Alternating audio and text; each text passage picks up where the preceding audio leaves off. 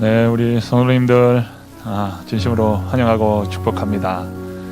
우리에게 참 두 번의 명절을 주셨어요. 설 명절을 주어가지고 첫 번째 우리가 실패하더라도 두 번째 새로운 새해 설을 주어서 우리에게 기회를 더 주시는 것 같습니다. 그런 의미에서 우리 모든 성도님들 날마다 은혜 안에 견고히 서시고 말씀 가운데 견고히 서는 축복의 귀한 사람들 되시기를 바랍니다. 우리 예수님께서 우리에게 너희는 세상의 소금이다, 너희는 세상의 빛이다 말씀하셨습니다. 너 소금 되라, 너 빛이 되라 라고 말씀하시는 것이 아니라 너희는 이미 세상의 소금이고 빛이라고 선언적으로 말씀해 주셨습니다. 우리는 소금 역할, 맛을 내고 그리고 방부제 역할을 하는 소금입니다. 그리고 빛입니다. 세상에 많은 사람들이 참 방황하는 이 시대 속에 살아가고 있는데 우리는 빛으로 서 있습니다. 우리를 통해서 많은 사람들이 바른 길을 찾을 것입니다. 인생 맛없는 그런 삶에서 부패한 그러한 세상 속에서 우리를 통해서 이런 소금 빛으로 나오게 되고 회복하게 되리라 믿습니다. 우리 모든 성도님들 한 해 동안 은혜의 축복 속에 견고히 서는 우리 모두가 되십시다. 우리 사도신경 하심으로 신앙을 고백합니다. 나는 전능하신 아버지 하나님 천지의 창조주를 믿습니다. 나는 그의 유일하신 아들 우리 주 예수 그리스도를 믿습니다. 그는 성령으로 잉태되어 동정녀 마리아에게서 나시고 본디오 빌라도에게 고난을 받아 십자가에 못 박혀 죽으시고 장사된 지 사흘 만에 죽은 자 가운데서 다시 살아나셨으며 하늘에 오르시어 전능하신 아버지 하나님 우편에 앉아 계시다가 거기로부터 살아있는 자와 죽은 자를 심판하러 오십니다. 나는 성령을 믿으며 거룩한 공교회와 성도의 교제와 죄를 용서받는 것과 몸의 부활과 영생을 믿습니다. 아멘.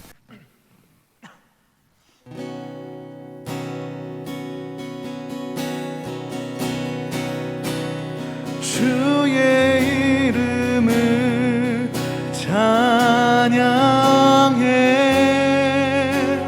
주의 이름을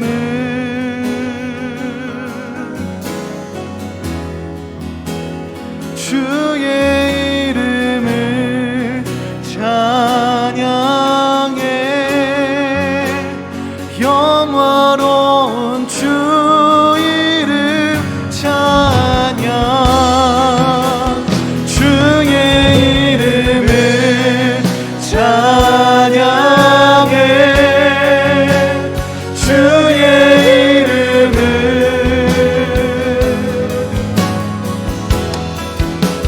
주의 이름을 찬양해 영화로운 주 이름 찬양 주의 이름을 찬양해 주의 이름을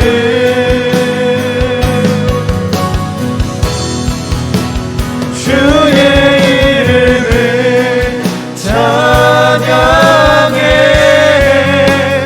영화로운 주 이름 찬양 할렐루야 주님을 찬송합니다.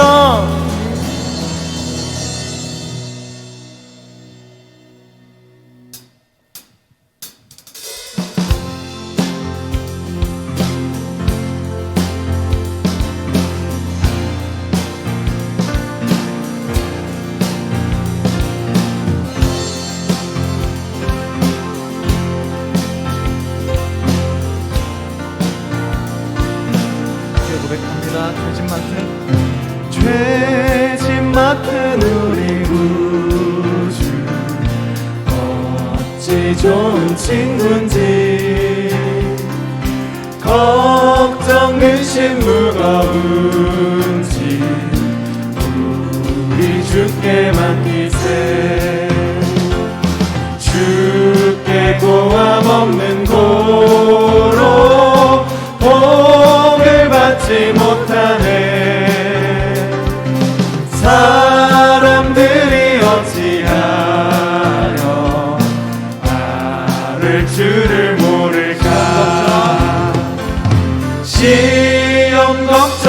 모든 괴로움 없는 사람 누군가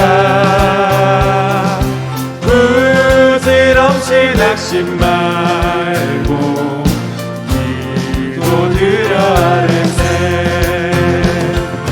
이런 진실하신 친구 찾아볼 수 있을까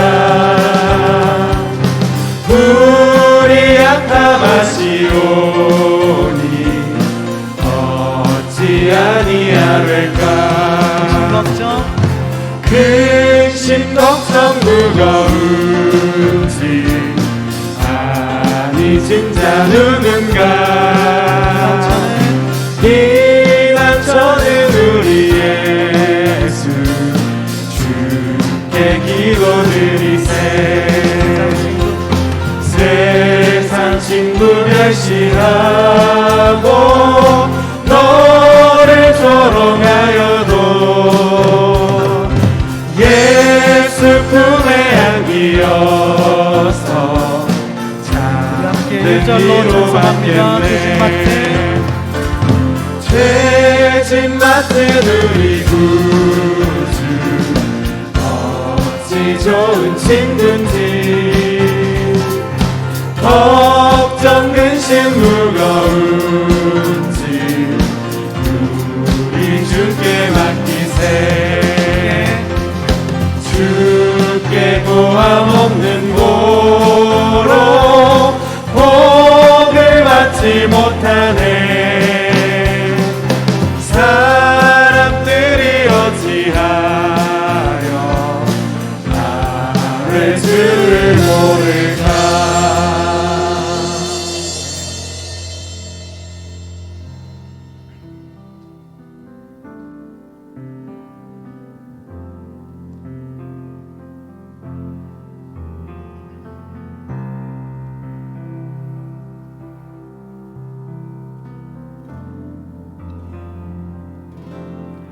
나의 만족과 유익을 위해 가지려 했던 세상 일들 이젠 모두 다 해로 여기고 주님을 위해 다 버리네 내 안에 가장 귀한 건 주님을 알미라 모든 것 되시며 의와 기쁨 되신 주 사랑합니다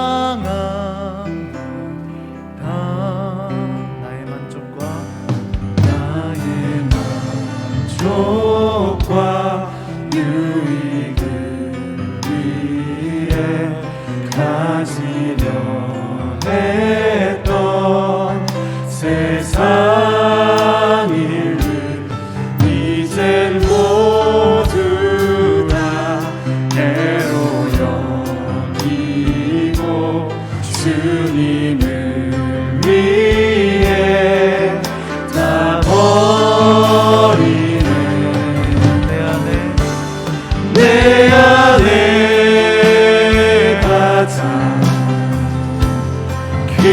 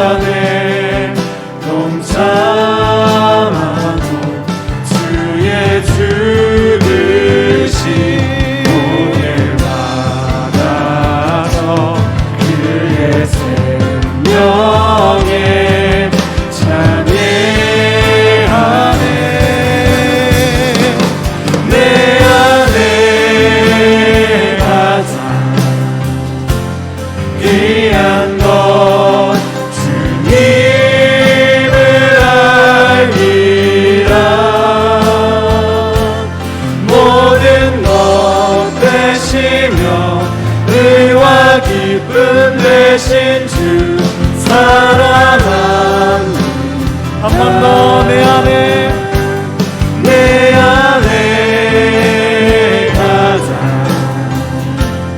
귀한 것 주님을 알미라. 모든 것 되시며 의와 기쁨 되신 주 고백합니다. 내 안에 가장 내 안에 가장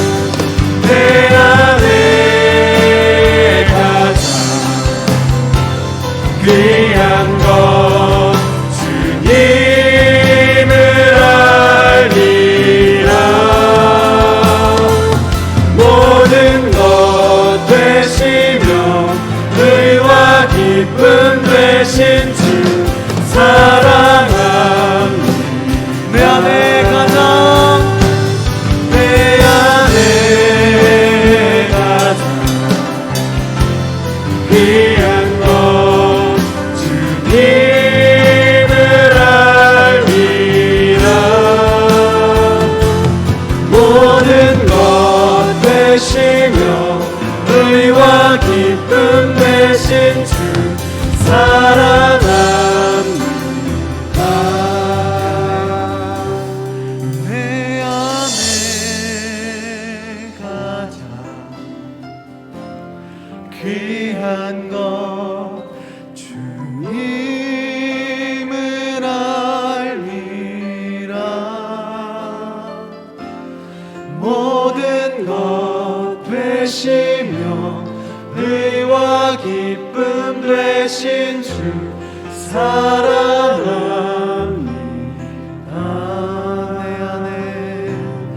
내 안에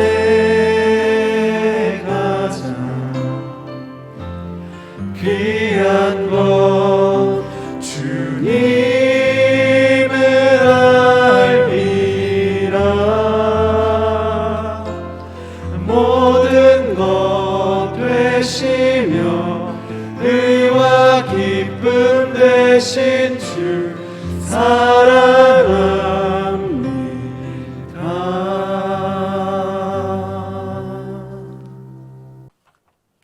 거룩하시고 자비로우신 하나님 아버지, 무한하신 은혜와 사랑에 진심으로 감사를 드립니다.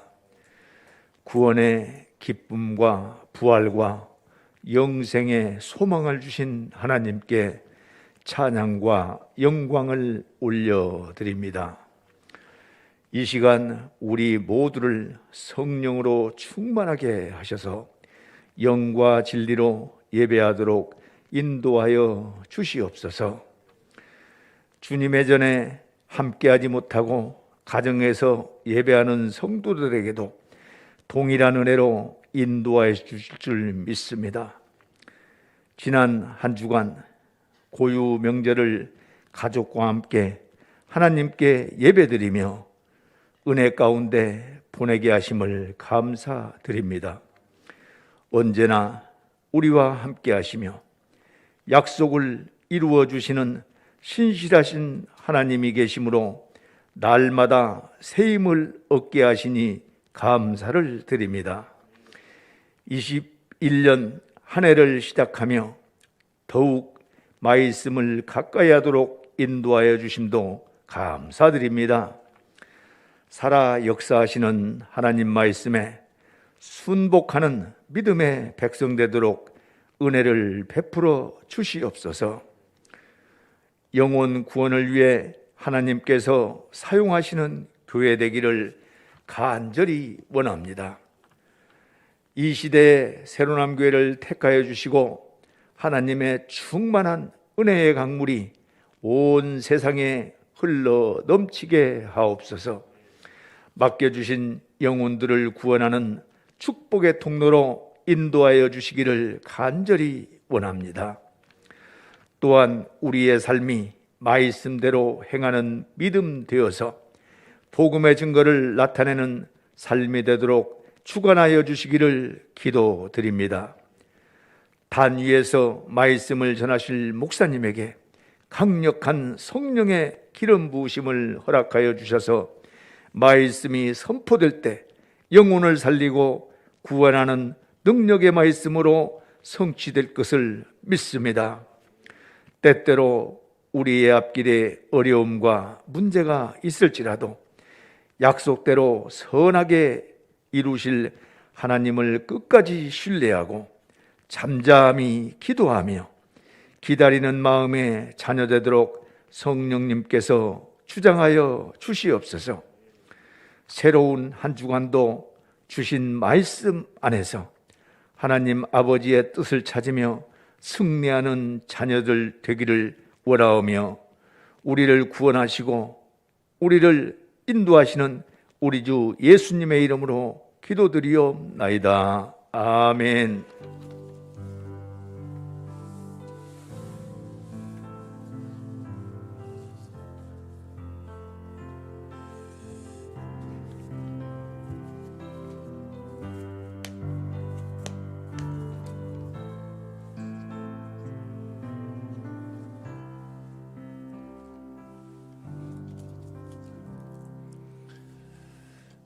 오늘 우리에게 주시는 하나님의 말씀은 사도행전 6장 1절부터 7절까지의 말씀입니다. 사도행전 6장 1절부터 7절까지의 말씀, 신약성경 196쪽에 있습니다. 그때의 제자가 더 많아졌는데 헬라파 유대인들이 자기의 과부들이 매일의 구제에 빠짐으로 히브리파 사람을 원망하니 12사도가 모든 제자를 불러 이르되 우리가 하나님의 말씀을 제쳐놓고 접대를 일삼는 것이 마땅하지 아니하니 형제들아 너희 가운데에서 성령과 지혜가 충만하여 칭찬받는 사람 7을 택하라. 우리가 이 일을 그들에게 맡기고 우리는 오로지 기도하는 일과 말씀 사역에 힘쓰리라 하니 온 무리가 이 말을 기뻐하여 믿음과 성령이 충만한 사람 스데반과 또 빌립과 브로고로와 니가노로와 디몬과 바메나와 유대교에 입교했던 안디옥 사람 니골라를 택하여 사도들 앞에 세우니 사도들이 기도하고 그들에게 안수하니라. 하나님의 말씀이 점점 왕성하여 예루살렘에 있는 제자의 수가 더 심히 많아지고 허다한 제사장의 무리도 이 도에 복종하니라. 아멘. 하나님의 크신 은혜가 우리 모든 성도님들 위해 함께 하시기를 축복합니다. 사람이 사는 사회는 참 갈등의 사회라 말할 수 있어요. 갈등 없는 사회, 그것은 불가능한 사회 아닌가. 어느 집단이든 어느 사회든 참 갈등을 겪기 마련이다라는 생각을 가지게 됩니다. 보면 부부 간에도 때로는 갈등이 있고 몸으로 난 자식도 때로는 갈등을 겪기도 하고 참 오늘 우리가 살아가는 삶은 갈등의 삶입니다. 이 갈등을 어떻게 이해하고 어떻게 해결해 갈 수 있을까? 그것이 또 하나의 삶의 숙제가 아닌가 생각합니다. 갈등이라고 하는 말은 칡갈자에 등나무 등자를 써서 갈등이라고 이야기합니다. 그러니까 칡과 등나무는 서로 얽히고 설키는 그런 특징을 가지고 있어요. 뭐 소나무든 어떤 나무든 칡넝쿨이 한번 감으면 빙빙 둘러서 감습니다. 그리고 하늘 높이 올라가려고 하는 그런 습성을 가지고 있지요. 그래서 한번 얽히고 설키면 그것이 좀처럼 풀리기가 어렵다는 것입니다. 이것이 바로 갈등인 것이죠. 그래서 고부 간의 갈등, 또 세대 간의 갈등, 계층 간의 갈등, 수많은 갈등을 안고 살아가는 오늘 우리의 삶이에요. 그러면 왜 갈등이 생기는가 이거예요. 갈등이 왜 생길까요? 서로가 다양하고 차이가 있기 때문에 그래요. 형제도 서로 다르잖아요. 내 몸으로 난 형제도 서로 다르고 또 뭐 부부 말할 것도 없고요. 우리 교회 안에도 서로가 다 다양해요. 다양하기 때문에 바라보는 관점이 다르고 생각하는 바가 다르기 때문에 갈등이 일어날 수밖에 없는 것입니다. 갈등의 그 해결의 안 좋은 점은 무엇이냐면요, 갈등이 일어나면 그 갈등을 일으킨 사람이라든지 또 갈등의 상대방에 대해서 그것을 억눌러 버리는 거예요. 억누르다 되지 않으면 분열하는 겁니다. 이것이 갈등을 해결해 가는 안 좋은 모습이라 할 수 있어요. 그러면 갈등을 어떻게 이해해야 될까? 갈등을 우리는 그것을 잘 이해해야 돼요. 갈등이 꼭 안 좋은 것만은 아니에요.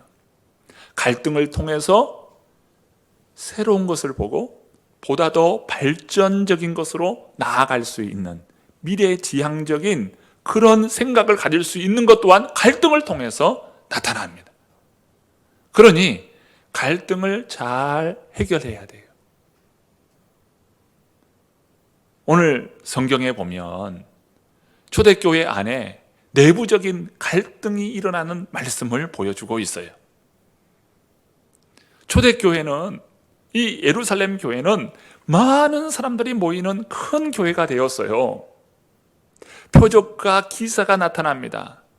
위대한 사도가 있어요.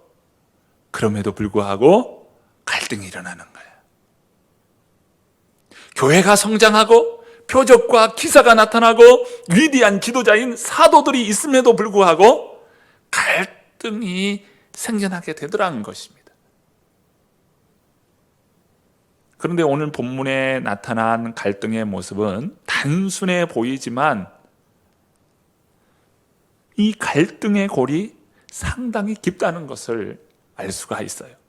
오늘 본문 1절의 말씀을 함께 읽어보겠습니다. 우리 큰 소리로 같이 한번 읽어보겠습니다. 그때에 제자가 더 많아졌는데 헬라파 유대인들이 자기의 과부들이 매일의 구제에 빠짐으로 히브리파 사람을 원망하니.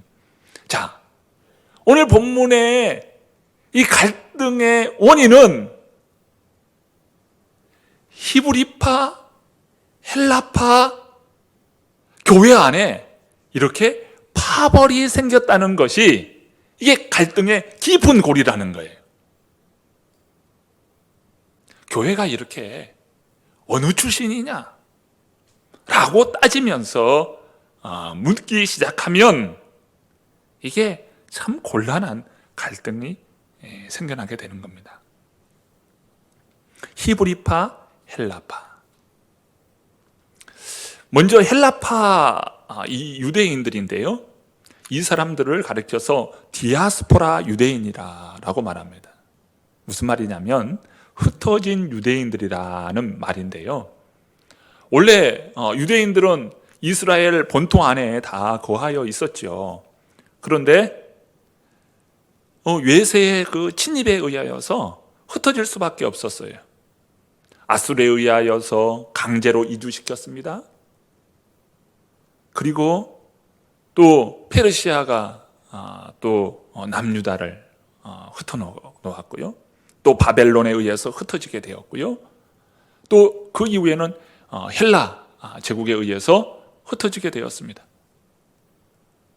또 로마가 지금 통치하고 있으니까 로마 시대에 많은 사람들이 흩어지게 되는 것이죠.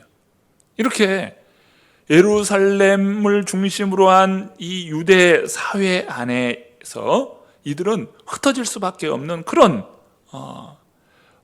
자이든 타이든 흩어질 수밖에 없는 그런 상황을 겪었어요. 그래서 그들은 흩어지면서도 불구하고 그들은 율법을 중요하게 여기면서 하나님의 말씀을 가까이 하는 그런 유대적인 삶을 살아갑니다. 이 사람들을 가리켜서 디아스포라 유대인들이다, 흩어진 유대인들이다 라고 말합니다. 이 사람들의 말은 헬라 말을 썼어요. 당시 통용하고 있던 헬라 말을 주로 사용했습니다. 자, 본토에 있는 히브리파 유대인들은 어떤 사람들일까요? 태어날 때부터 본토에서 태어난 사람입니다. 그리고 그들이 쓰는 언어는 주로 아람어를 사용했어요. 자, 이 사람들이 예루살렘 교회에 함께 모였습니다. 그런데 문제는 히브리파 사람들이 이 주도해서 교회에 구제 사역을 하는데 헬라파에 속해 있는 과부들을 매일 구제에 빠지게 하는 거예요. 그로 인해서 헬라파 유대인들이 히브리파 유대인들에 대하여 원망하게 된 것입니다. 단순히 출신지가 다르고 쓰는 언어가 달라서 그랬을까요?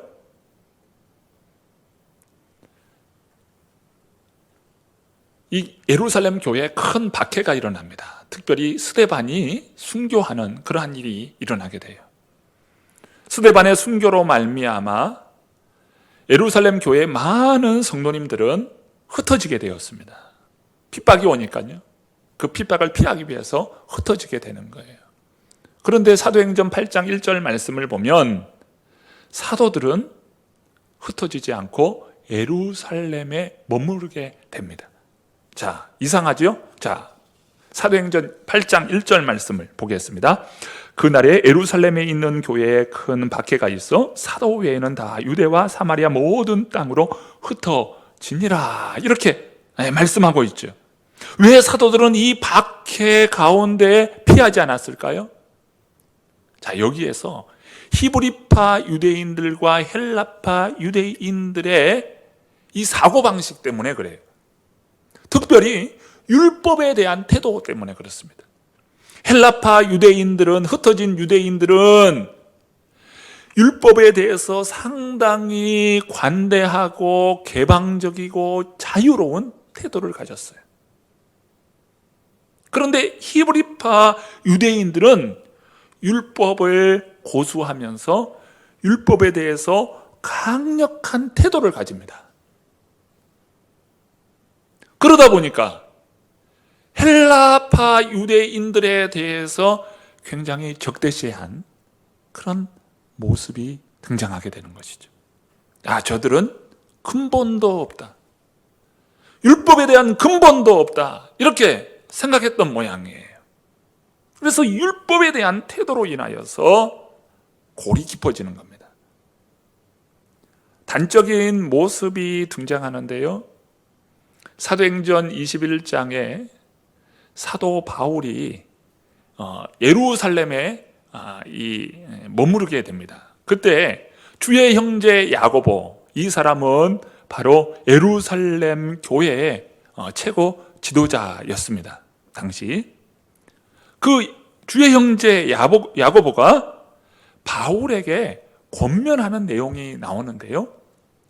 사도행전 21장 19절부터 21절 말씀을 제가 한번 21장 20절 21절 말씀을 제가 한번 읽어보겠습니다. 그들이 듣고 하나님께 영광을 돌리고 바울더러 이르되 형제여 그대도 보는 바에 유대인 중에 믿는 자 수만 명이 있으니 다 율법의 열성을 가진 자라. 내가 이방에 있는 모든 유대인을 가르치되 모세를 배반하고 아들들에게 할례를 행하지 말고 또 관습을 지키지 말라 한다 함을 그들이 들었도다. 자, 예루살렘 안에는 율법을 지키는 그리스도인들이 상당히 많이 있는데 그들이 말하는 것이 바울, 너는 모세의 그 율법을 배반한다. 모세를 배반하고 또 할례를 행하지도 않고 관습을 지키지도 말라고 가르쳤다 이거예요. 그래서 당신에 대한 그 유대인들, 유대 그리스도인들의 생각이 상당히 당신에 대해 좋지 않는 태도를 가지고 있다. 그러니 조심하라는 거예요. 몸조심하라. 사도 바울이 그 일행과 함께 4명이 그 서원을 하게 됩니다. 이 서원법에 따라서 예루살렘 성전에서 머리를 깎게 되는데 그 머리 깎는 비용을 바로 바울이 대게 했어요. 그런데 그때 유대인들이 이 바울을 보면서 굉장한 오해를 합니다. 유대인의 결례대로 행하지 않는다. 즉 율법대로 행하지 않는다라고 하는 그런 시야를 사도행전 21장에서 볼 수가 있어요. 자, 오늘 본문에 나타납니다. 히브리파 유대인들이 헬라파 유대인들의 과부에 대하여 매일 구제를 누락시키는 거예요. 이것은 상당히 의도적일 수가 있어요. 왜 매일매일 한 번도 아니고 매일매일 구제하는데 빠지냐 이거예요. 그러니까 헬라파 유대인들이 히브리파 유대인들을 상당히 원망하게 되는 이런 일이 일어납니다. 자, 예루살렘 교회, 모체가 되는 교회, 거대한 교회가 되어 있고 부흥한 교회가 되어 있고 표적과 기사가 나타나고 또 위대한 사도들이 있는 그 교회도 이런 심각한 문제가 발생하고 있는 거예요. 어떻게 해야 될까요? 이 문제를 잘 지혜롭게 해결해야 되지 않겠습니까? 자, 해결책을 제시하기 위하여 사도들이 지도자들을 회의 가운데 모두 초청합니다. 본문 2절 말씀을 읽어보겠습니다. 2절 말씀입니다. 함께 읽습니다. 12사도가 모든 제자를 불러 이르되 우리가 하나님의 말씀을 제쳐놓고 접대를 일삼는 것이 마땅하지 아니하니. 사도들은 모든 제자들을 함께 불러 모았습니다. 그러면서 먼저 자신의 잘못을 인정합니다. 우리가 주의 말씀을 참 담당하면서 우리의 잘못이 있습니다 라고 하면서 자신의 잘못을 인정해요. 그러면서 우리가 서로 의논하여 좋은 해결책을 찾고자 한다는 것입니다. 그러면서 해결책을 제시하는데 첫 번째는 권한을 이양하는 거예요. 사도들에게 있는 권한을 이양했어요. 자, 본문 우리 3절 말씀 한번 읽어보겠습니다. 함께 읽습니다. 형제들아, 너희 가운데서 성령과 지혜가 충만하여 칭찬받는 사람 7을 택하라. 우리가 이 일을 그들에게 맡기고. 사도들은 그동안 말씀을 전하고요, 교회를 다스리고요, 심지어 성도들에게 양식을 나눠주는 구제하는 일까지 도맡아서 했어요. 너무나 많은 일, 너무나 많은 권한을 사도들이 부여하고 있는 것입니다. 절대 권력은 절대 부패한다라는 말이 있습니다. 절대 권력을 행사하면요, 반드시 부패할 수밖에 없다 이거예요. 목회자가요, 너무나 많은 권한을 행사하고 또 그것이 권력화가 되면요, 반드시 유혹에 넘어가고 유혹에 넘어갈 확률이 그만큼 크게 된 것이. 권력을 이양하고 권한을 이양하고 분배할 수 있는 그런 교회가 되어야 합니다. 자, 해결책을 제시하는데 권한을 이양하여 성령과 지혜가 충만한 7사람을 택하라는 것이. 권력이 잘 분배가 되고 권한이 잘 분배가 됐을 때에 건강한 거예요. 건강해지는 것입니다. 우리 교회는 참 우리 당회원들이 참 진사적이라고 저는 생각합니다. 제가 딱 한 번 이야기했어요. 우리 교회는 어떤 당회에서 모든 것을 결정하기보다는 우리 성도님들의 사역을 또 의견을 다 존중을 해서 우리 부장님들이 우리 당회와 같은 그런 권한을 가지고 함께 협의할 수 있는 그런 협의체를 가지면 좋겠습니다.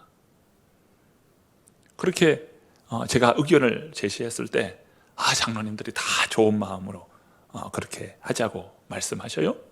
그래서 우리 부장님들이 이제 함께 회의를 합니다. 그러면서 각 부서의 1년의 그 사역을 계획을 하고, 그리고 그 사역과 함께 예산이 주어지는데 그 모든 고난을 우리 부장님들이 잘 그것을 균형 있게 할 수 있도록 했다는 거예요. 부장님들의 역할이 그만큼 중요한 것이죠. 부장님들이 이제 사역을 계획합니다. 그리고 사역을 시작을 할 때 여러 함께 한 부서들이 함께 협력을 해서 그 부서의 사역이 잘 진행되도록 돕고 있어요. 우리 교회가 큰 규모는 아니지만 그럼에도 불구하고 건강함의 교회로 세우고자 하는 그런 마음이 우리 모든 성도님들에게 있기에 그 마음이 우리 장로님들에게도 있고 우리 부장님들에게 있고 우리 성도님들에게도 다 그 마음이 있다고 생각이 됩니다. 이렇게 교회의 건강성, 건전성을 자꾸 확보해야 돼요. 목회자가 그 모든 것을 다 끌어안고 한다고 생각해 보십시오. 그게 좋을 것 같지만 결코 좋은 것이 아니에요. 고난을 분배하고 나누고 함께 이 짐을 지을 때 백지장도 이 종이 한 장도 함께 들면 가볍다는 것 아니겠어요? 함께 나누는 거예요. 나누기를 잘 해야 하는 것이죠. 한국교회 이 기독 청년 협의회가 있는데요, 교회를 위한 30개조 반박문을 그들이 발표했어요. 한국의 기독 청년들이 30개의 반박문을 내걸었는데 첫 번째 내건 것이 뭐냐면요, 이거예요. 교회의 중심은 그리스도 예수입니다. 특정 성직자 혹은 목회자들의 개인 소유물이 아닙니다. 이게 1조예요, 1조. 무슨 말이겠어요? 그만큼 성직자에게 집중된 권력이 문제가 되고 있다라고 하는 것을 이야기해 주고 있습니다. 구약 성경에 보면 이 왕들이 나오잖아요. 쭉 역대 그 왕들이 나옵니다. 왕들은 절대 권력을 행사할 수 있는 그런 위치이잖아요. 그런데 우리가 성경을 읽어보면 왕들 옆에는 항상 누가 있습니까? 선지자들이 있어요.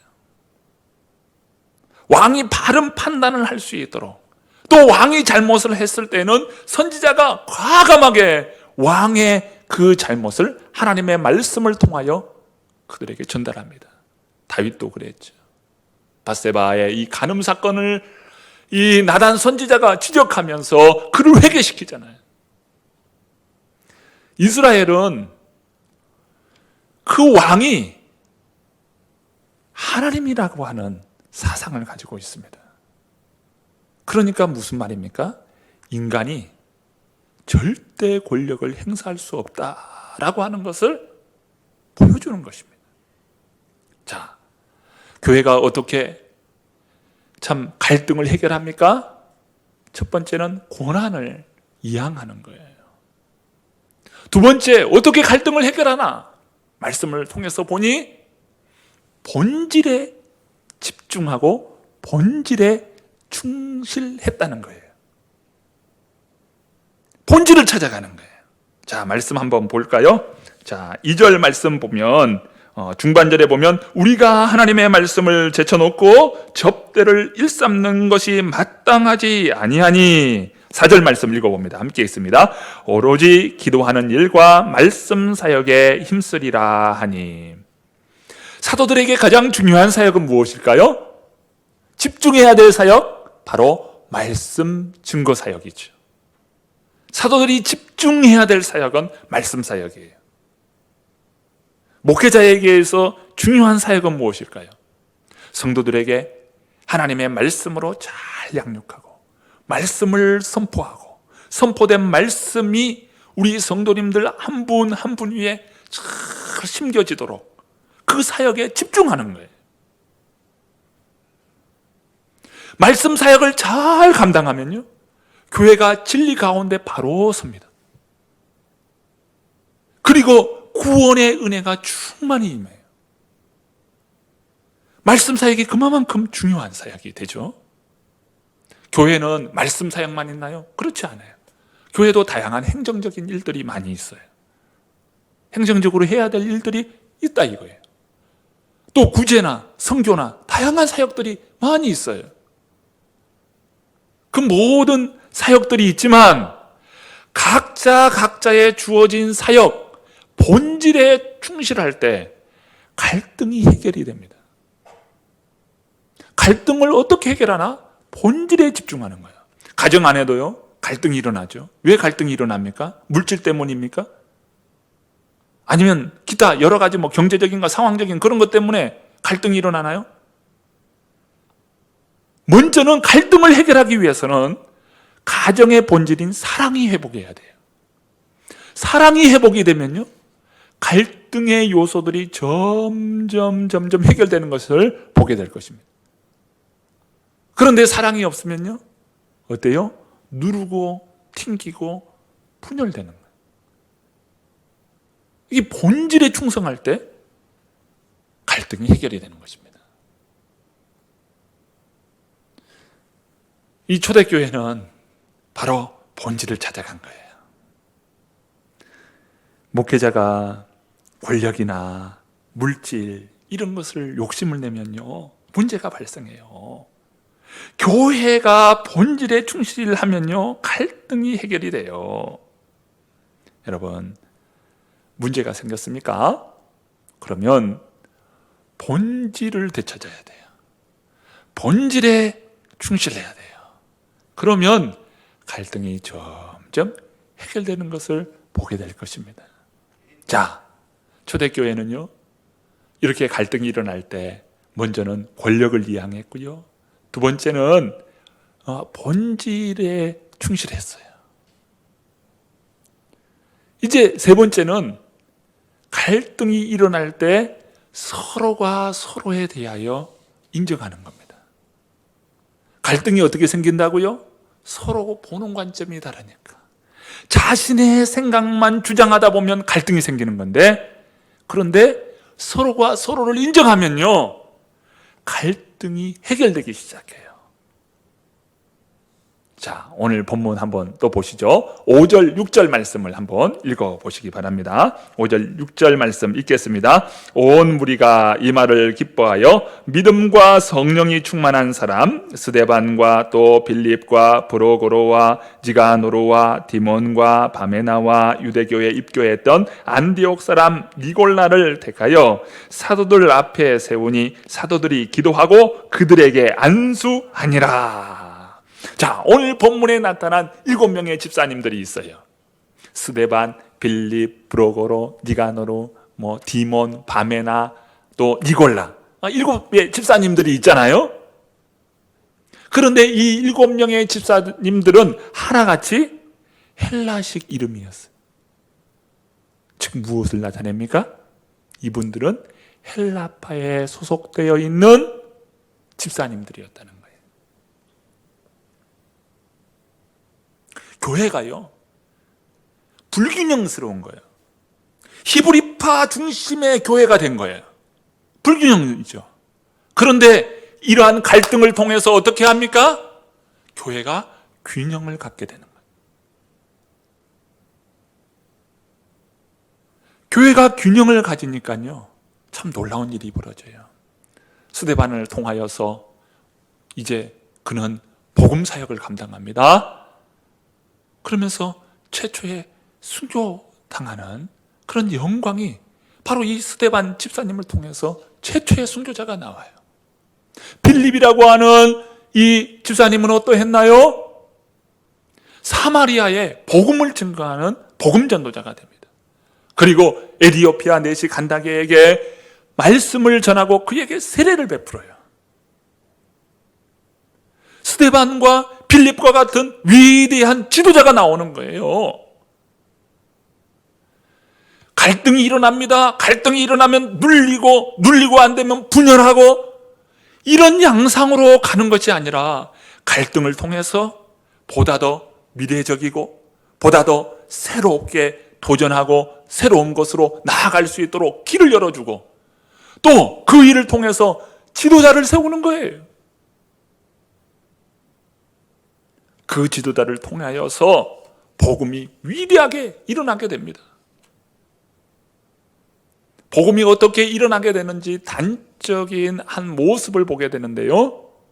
사도행전 11장 19절부터 21절까지의 말씀을 잠깐 보고자 합니다. 사도행전 11장 19절부터 21절 말씀을 제가 읽어보겠습니다.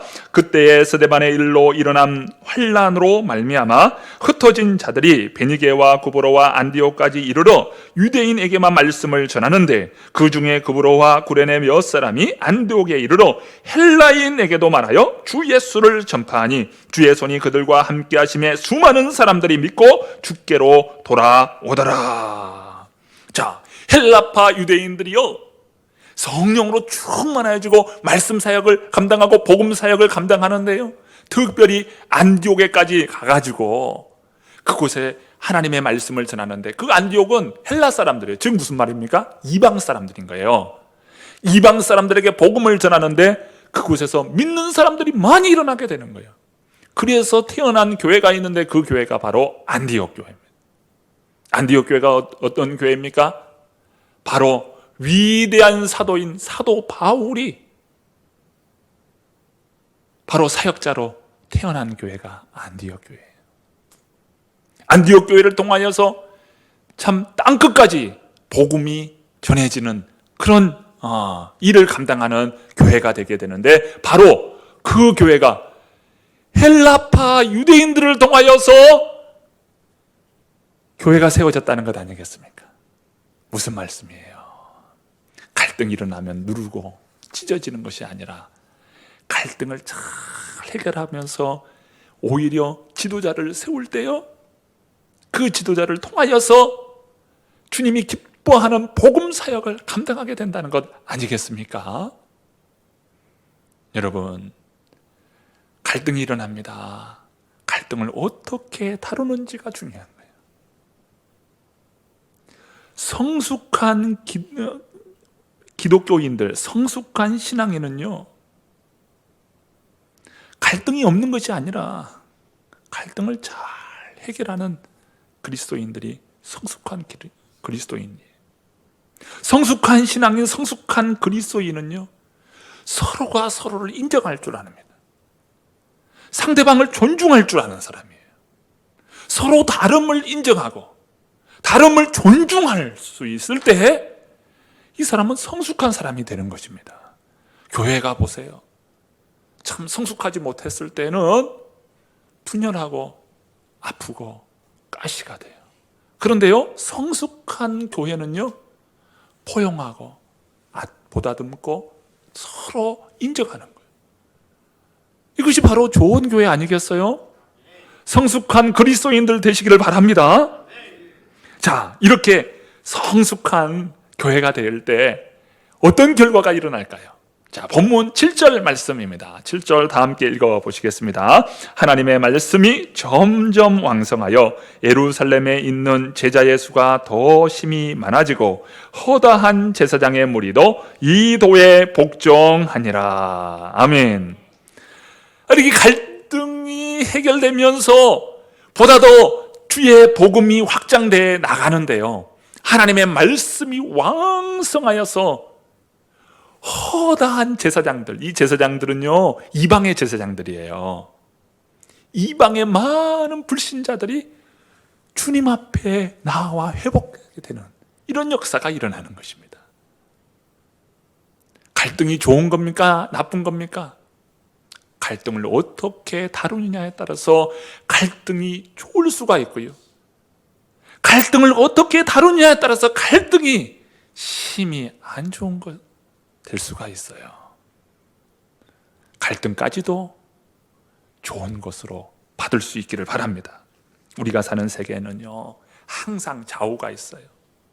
오른손이 있고 왼손이 있어요. 새도 두 날개가 있어서 참 창공을 나눕니다. 양쪽 다 필요한 거예요.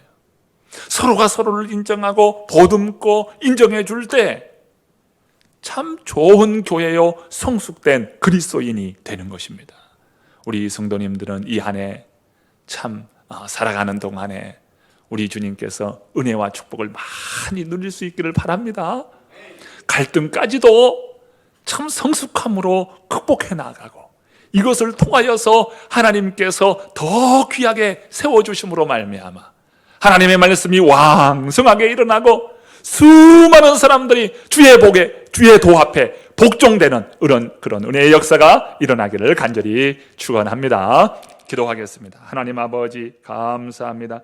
저희들을 하나님의 자녀로 삼아주시고 주님의 몸된 교회 일원으로 주님께서 저희들을 인도하여 주시니 감사합니다. 초대교회와 같이 협력하고 분담을 배우게 하여 주시옵소서. 내 방식대로만 하겠다라고 하는 이 생각으로 발전을 막고 위험으로 몰아가는 그런 인생이 되지 않게 하여 주시고 서로가 서로를 인정하고 성숙한 하나님 그런 사람이 되어서 포용할 수 있는 그런 은혜가 오늘 우리에게 넘치도록 하나님께서 함께하여 주옵소서. 그로 인하여서 우리 교회가 하나님의 말씀이 왕성하여 믿는 자가 더 많아지는 은혜의 역사가 일어나도록 도와주시옵소서. 성숙한 태도와 지혜를 통하여 영적 성장을 이루는 우리 모든 성도님, 우리 교회가 될 수 있도록 주께서 인도하시고 역사하여 주시옵소서. 이 시간도 귀한 예물을 주님께 올려드립니다. 정성을 다하여 드리는 손길마다 우리 하나님 기억하여 주시고 드려진 손길마다 우리 하나님께서 하늘의 신령한 복으로 땅의 기름진 복으로 날마다 덧입혀 주시옵소서. 주께서 은혜 베푸시고 능력 주심을 믿사옵고 예수 그리스도의 이름으로 간절히 기도드리옵나이다. 아멘. 찬송 410장입니다. 찬송가 410장 내 맘에 한 노래 있어.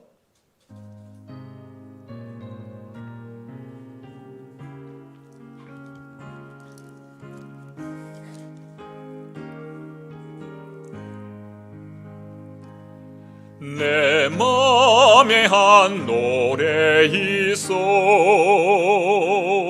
나 즐겁게 늘 부르네 이 노래를 부를 때에 큰 평화 임하도다 평화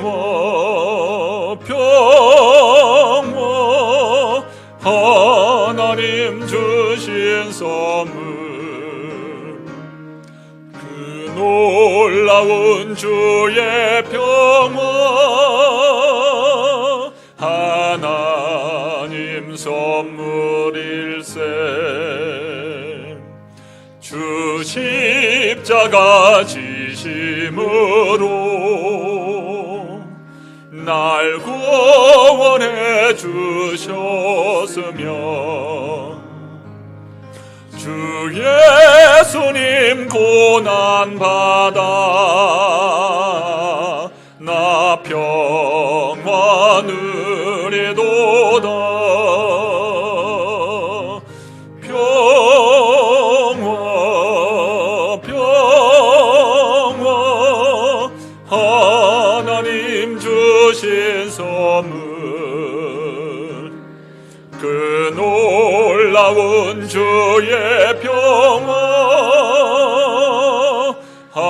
하나님 선물일세 나 주님께 영광 돌려 참 평화가 넘치도다 주 하나님 은혜로서 이 평화 누리도다 평화 하나님 주신 선물 그 놀라운 주의 평화 하나님 선물일세 이 평화를 얻으려고 주 앞으로 나아갈 때 주 예수님 우리에게 이 평화 주시도다 평화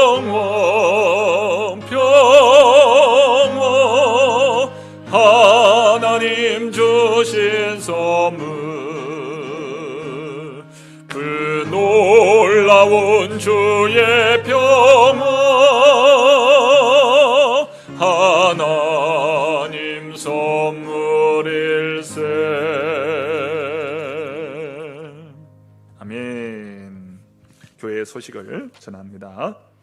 한 해 동안 예배의 승리자들이 되시기를 바랍니다. 언제나 하나님의 말씀 가운데 거하시고 예배의 승리함으로 삶 가운데 우리 주님께서 이루실 귀한 은혜의 성취자를 맛보는, 성취를 맛보는 우리 모두가 되었으면 좋겠습니다. 성경 통독 열심히 해주셔서 감사합니다.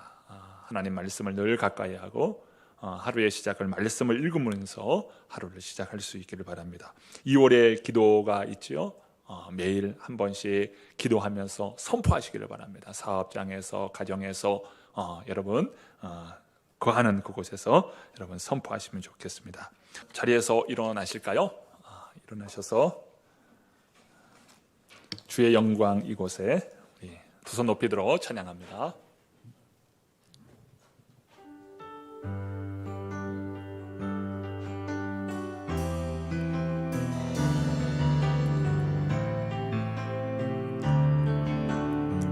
주 영광 여기, 주 영광 여기 임하사 열방향의 금이 비추소서. 주의 얼굴 보할 때 주의 은혜 머무소서. 열방의 통치자, 열방의 통치자, 세상이 보리라. 신실한 주의 약속으로 교회는 승리하리. 우릴 돌아보사, 우릴 돌아보사. 강건케 하소서. 연약한 모두 벗어지고 승리케 하옵소서. 주 영광, 주 영광 여기 임하사 열방향의 금이 비추소서. 주의 얼굴 구할 때 주의 은혜 머무소서. 영광, 영광, 영광, 영광, 영광, 영광, 영광, 영광, 영광. 하나님 아버지 감사합니다. 이 한 해도 살아갈 때 우리 하나님께서 저희들의 손을 잡으시고 인도하시고 이끌어 주셔서 하나님께 하실 위대한 일에 하나님의 등에 업어타는 인생이 되게 하여 주시고 주님의 그 은혜의 보호 안에 늘 거하는 저희들 되게 하여 주시옵소서. 광야의 인생일지라도 그 인생 가운데서도 하나님의 인도하심과 돌보심이 있을 때는 아버지 그 인생이 가장 은혜요 행복인 것을 알 때에 아버지 하나님 오늘 우리의 영혼과 우리의 삶이 주님께서 품어주시고 인도하시고 이끄시는 복된 은혜의 역사가 일어나도록 이 한 해도 축복하여 주시옵소서. 초대교회가 보여주었던 아버지 하나님의 말씀의 왕성함이 우리 교회의 왕성함이 되도록 주여 역사하여 주시옵소서. 이제는 우리 주 예수 그리스도의 은혜와 아버지 하나님의 크신 사랑하심과 성령 하나님의 유로교통 역사해 주심이 살아계신 하나님 앞에 예배하는 우리 모든 성도님들과 각 가정과 사업과 일터 위에 우리의 새로운 교회와 이 나라 이 민족 열방 위에 영원토록 함께 하옵시기를 간절히 축원하옵나이다. 아멘.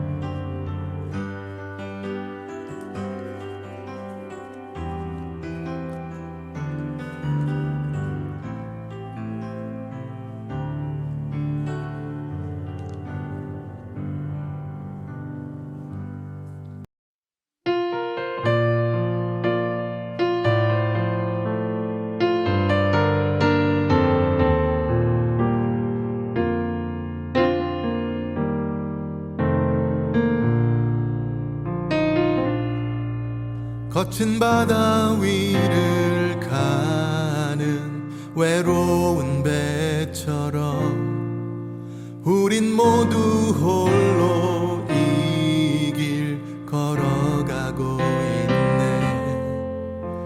곧 폭풍이 지나가고 추수할 때 되어 주를 만날 때 내 기쁨 넘치리.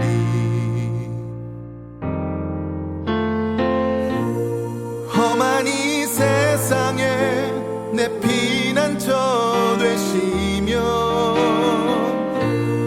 망망한 바다에 달이 되시네. 주 나의 구원자 하늘의 문 되시네. 오 예수 나는 믿네. 오 예수 난 믿네.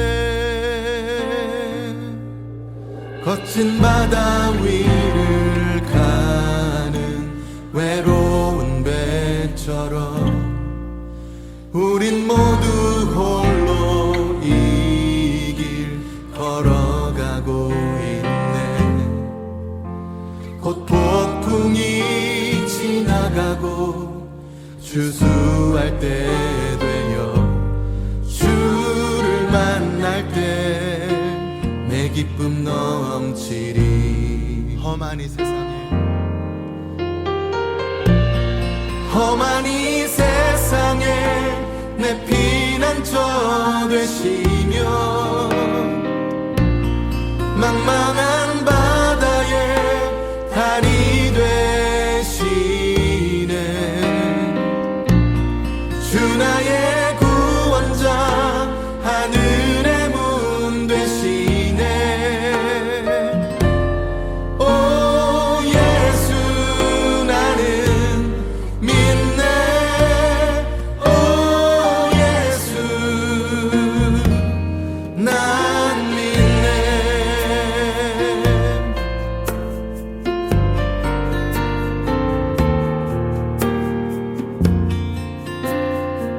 나의 모든 괴로움을 다 아시는 주님,